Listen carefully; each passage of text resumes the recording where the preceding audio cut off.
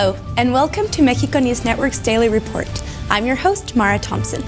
Today we have new information for you, but first, don't forget to visit us at mexiconewsnetwork.com, as well as follow us on Facebook, Twitter, and Google+, so you can always stay on top of all the relevant information on the positive side of Mexico and the world.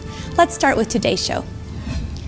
The ancient inhabitants of the Yucatan Peninsula believed that the cenotes were a kind of passage to the Maya underworld, but now underwater explorers, like archaeologist Guillermo de Anda Alanis, see in these caves a time machine to travel to the past, because inside these amazing natural formations a lot of treasures can be found.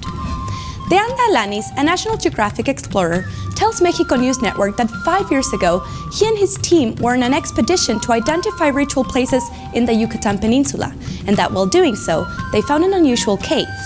What they found inside of it was shocking. The archaeologist says that they were no more than 60 meters away from the entrance of the cave when they found a very deep cenote. But surprises didn't stop there, because inside of this cenote were the remains of a Maya construction. According to De Anda Alanis, this particular discovery is very rare, since finding a structure, ornaments, and even hieroglyphic writing in the water is quite unique. This led to an investigation of a probable drought or even a catastrophic climate change event in the late Classic period. So far, research shows that before the collapse of the pyramid, the structure, which was constructed inside the cave, might have been 8 meters high, and it was probably a worship place for a deity of the Maya underworld related to death. Among the remains of the pre-Hispanic building, 2 columns of about 500 kilograms each were identified at 60 meters deep in the water. Due to the difficult access to the site, the research still goes on, and archaeologists hope to find more pieces of this ancient puzzle. Guillermo de Anda Alanis states that the project of the Great Maya Aquifer might reveal more details about this structure. Moreover, he mentioned that very soon he will publish a book about this and other researches, along with the Mexican National Anthropology Institute and the Aspen Institute.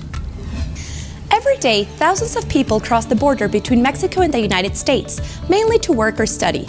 But maybe in the future, both countries can work together to construct binational cities, a concept developed by a Mexican architect and that has been included at the London Design Biennale. The mastermind behind this project is architect Fernando Romero, responsible for the design and construction of the Soumaya Museum in Mexico City, who is now working with British architect Norman Foster on the design of Mexico City's new international airport.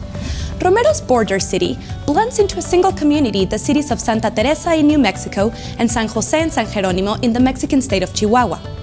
The hexagonal design represents a vision where citizens can flourish, overcoming some issues of paramount importance that our world faces, such as pollution, overcrowding, and migration.